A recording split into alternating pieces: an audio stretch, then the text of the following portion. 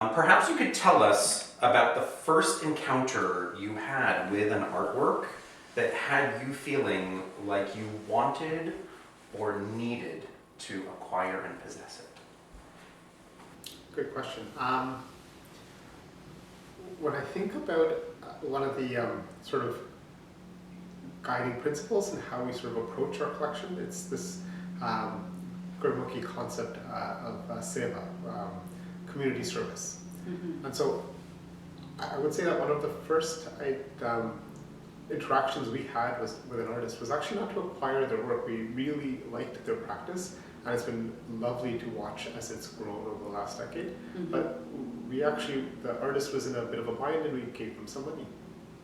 And so I think of art as this beautiful opportunity to engage and interact with others and ideas, and it doesn't necessarily have to be about simply the acquisition of something at the end. Yeah. If you do acquire something, or you're the temporary holder of it, congratulations, but there's so much more to the art world than that. So for you, it's not just like a transactional experience? No, not at all. I think because our collection focuses on living artists, like you really feel like you're living with these people. These people live with you, so yeah. And tell me a little bit about, sort of like cultivating relationships with artists. Booze, and a lot of booze.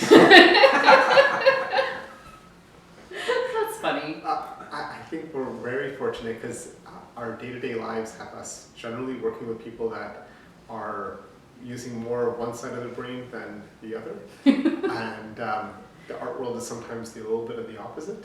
And it's really nice to have that.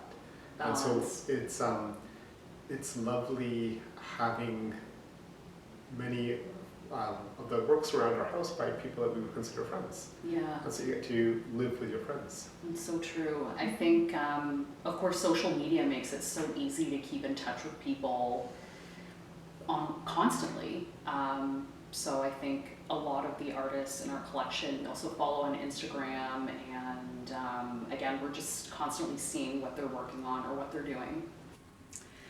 This is a work on paper from 2016 by Canadian artist Rajni Perera. It's called My Body Feels So Light, and it was acquired from Rajni at a book launch that she and Vivek Shreya hosted for the launch of this book, The Boy in the Bindi. And I remember calling Parambir because this is an original plate from this book, and all of these plates were available to purchase, and I didn't know which one to pick. So what we love about this work is the use of color, but also the use of white space. And I also really like the text that appears with the illustration in the book. And it reads, "I do not have the words to say, but if I close my eyes and wait, my bindi turns into a star, and then my forehead turns into the sky. That's when all my fears fade out of sight, and my body feels so light. Ami was so very right." I just think it's so beautiful and melodic, and there is so much of the work is echoed in the text and vice versa. What are some of the characteristics and qualities of artists who attract your attention and artworks that appeal to your aesthetic sensibilities? I think we like works of, varying sizes, mediums, compositions, both abstract and figurative. I think for me, I like artwork that evokes certain feelings, so joy, melancholy, humor, nostalgia. I also really appreciate knowing an artist's motivation for their work, so I think that could include conceptual artwork or not. What do you think? Do you have a point of view? Are you executing on that point of view in a way that comes together pointedly, beautifully, and interestingly? Mm-hmm. I was thinking of a better word for that. It has to, if you do that, wonderful. And it doesn't really matter to us too much about how you do that. and so we're open to different mediums. Yeah. I would say we also really like color. I think Yes. that's present in a lot of works in our collection. Are there any media that you avoid and why? NFTs, I don't believe the hype. That's a good answer. We don't have any video works in our collection. It's not because we've avoided it, it just hasn't happened yet, I guess. It's come close a couple of times. Yeah, that's true. I think it's the logistics of where we're going to display this, how we would run. Yeah, for sure. No sound works either. Maybe that's a similar Yes. question of logistics. This is a work on paper from 2017 by Canadian artist Sandhu. It's called Pelvic Thrust. And the timing of this acquisition was perfect because at the time I had complained that we didn't have enough female energy in our home.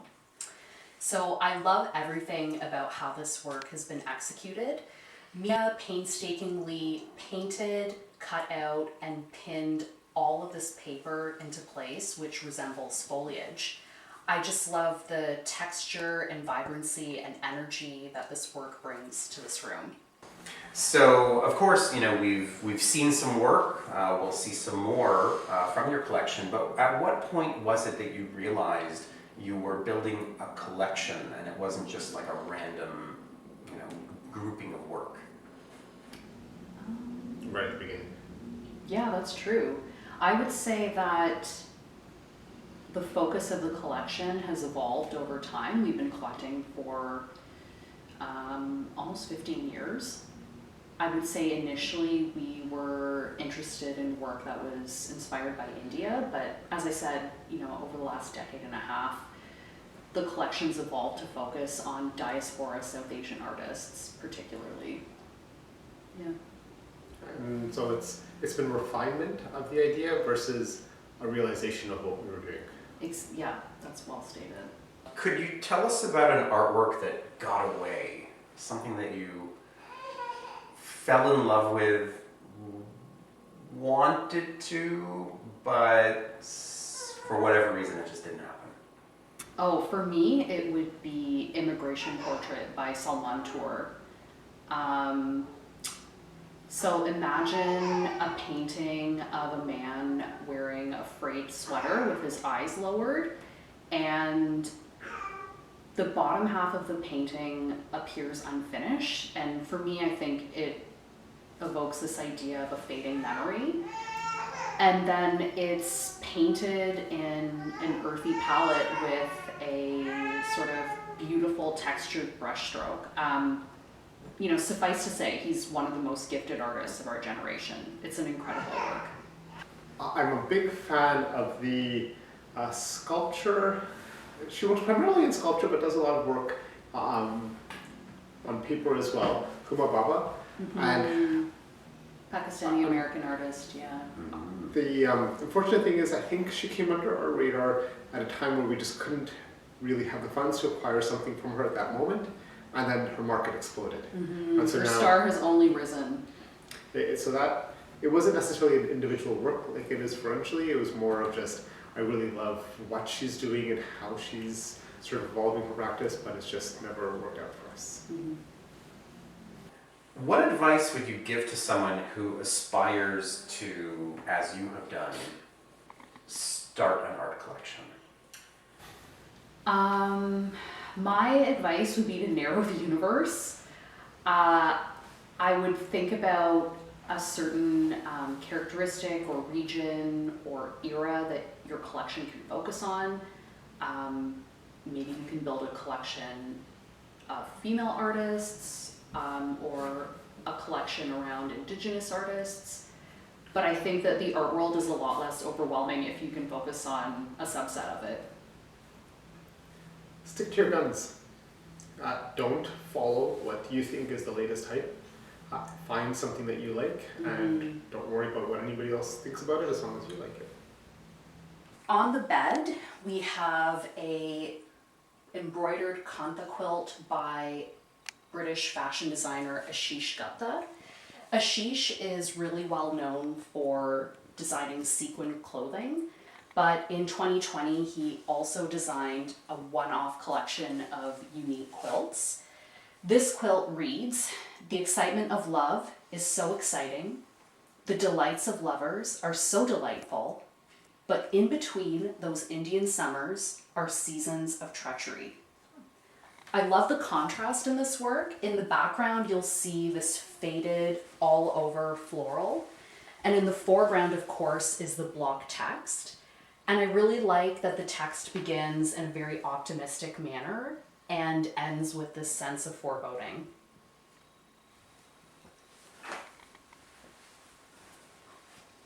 Earlier, you mentioned that NFTs not really your thing. So I wonder, what are your feelings about sort of how you encounter work, how you decide to acquire work, if you're seeing it in person, if you're seeing it online?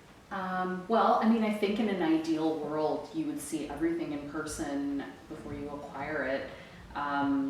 Certainly that wasn't possible during the pandemic, and I think that because of that time that we all spent in isolation, it seems like overall people are a lot more comfortable with acquiring things sight unseen. We certainly have acquired works without seeing them in person. There's a sculpture in our collection that came all the way from Australia. Like, I just don't know that it would have been possible at any point to go and to go and see it in person before we acquired it. So definitely $5,000 to travel somewhere. like in my ideal life, like maybe there would be a way that you could go and see things, but yeah, it's definitely a leap of faith, and I think that, like, I'm not an impulsive person either, and it seems to be like having that personality trait seems to be completely opposite to like how quickly the art world moves. Like, you think about going to an exhibition opening, or like sometimes you go to an art fair and like certain booths will already, their work will already be sold before they attend the fair. And I understand, like, they're just looking for some financial certainty. But yes, I feel like the art world moves a lot faster than I move. So not being able to see something in person really just elongates like the decision-making process, really, because you're thinking about a work more, you're looking at it from photos, from video. Yeah, it's definitely adds a layer of complexity to the acquisition process. I see it as a continuum. Ideally, I'd like to see some works by that artist in person, so I understand what I'm acquiring. And then, especially for more expensive works, ideally I see them as well, but it is hard. Even making a trip out to New York is not as easy as it used to be. And so all of those things make it so that we do acquire more work online than not. I hope that it also provides some pacing. Like, I think I'm always thinking about pace and just how much runway do we have ahead of us, and extrapolating to try and understand like how large could the collection grow in theory.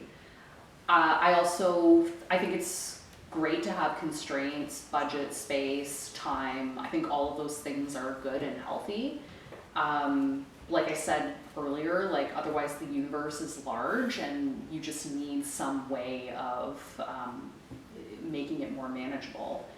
So, we also don't have a lot of work stored. We only have about 10% of our collection stored, and that's great and perfect. I would like that to be even lower. All of this is to say that acquiring things slowly is my ideal. I wish we could be even slower. Yeah, it just seems to be completely the opposite to the way the art world works, though. What would you do if you acquired a work, but later came to feel like it, just wasn't feeling right, that it wasn't fitting anymore with sort of like where you are in life? Well, if we acquired the work from a gallery, I think we would go back to the gallery and speak to the dealer and see if they were interested in buying it back or reselling it again through the gallery. But if the work was acquired directly from an artist, what do you think we would do? If there was somebody who liked that work, commented saying, oh, I really appreciate this or I like this, I would probably gift it to them. Yeah. It would Yeah, be- I like that yeah. sentiment. Yeah. I think that inevitably something that you buy might not always be with you for the rest of your life, and Yeah. so that is something that will happen as the collection evolves and changes, and that's fine. But just respect the work and find an appropriate home for it. Absolutely. So here we have a work on paper by Canadian artist Alex Sharif. It's called Bonobo Orgy. We acquired it in 2020 directly from the artist via his Instagram. Alex's work deals with natural and human history in the time of the Anthropocene. What I really like about this work is the concentric border seems to symbolize layers of the earth, but it also has a 70s vibe, which is definitely the vibe of this room. When someone ends up with a collection and it builds like a snowball or an avalanche, at some point you sort of have to start to grapple with the question of legacy. What might happen with a collection in the future? And like You have beyond children. those. High expectations. It's your problem. We're not in this position, but I'd love to see more private museums popping up in Canada. I think that there's beautiful private museums throughout many parts of Europe and the US, and I wish that there was some more of those that we have access to in the city. So I'd love to see those sorts of things, but that could also be done through foundations and so on and so forth. Art, unfortunately, will outlive us. And so a lot of it is just being a caretaker for the time and then finding someone who is going to appreciate that work. Some should be in a public setting so that others can view and see it, while others will be best enjoyed privately. Yeah, I mean, I think every artist, like no artist desires for their work to be, you know, created in storage indefinitely. I mean, even in our collection, only 10% of our collection is stored, and like we're really acquiring mindfully. It's, I think, a very front-end loaded process for us, like for making sure we have a space in our home for it. Like I'm literally measuring a wall and I'm like plotting out a spot for something before we pull the trigger. But yeah, I think art is meant to be seen and enjoyed by, it should be seen by as many people as possible. So the idea of more museums and public spaces where people can see artwork is absolutely important. Imagine going through the streets of Toronto and allowing some of the artists in the city to reimagine how those spaces could be. Yeah. And some of the works that we have, because there's beautiful collections in the city, if more of those were open to the public, how would that change our interaction as a city and as a community? Yeah. And so it's something I grapple with a lot. I think about the mural program that Toronto runs and how to expand that. I'd love to see more public parks designed by artists. I think that would be a really beautiful It's a great idea. On each bedside table, you'll see a ceramic by British artist Anousha Payne. This ceramic is called Slippery Skin 1, and that ceramic is called As She Sheds Her Skin. Both ceramics are from a body of work produced in 2020 that's inspired by Tamil folklore, which is part of Anousha's heritage. If you look closely at the ceramics, you'll see an all-over reptile print. I think that these have been so beautifully executed and have such a gorgeous sense of light and reflection of color. Last question, which makes perfect sense in this context. Tell me about how you approach fairs and art fairs in general.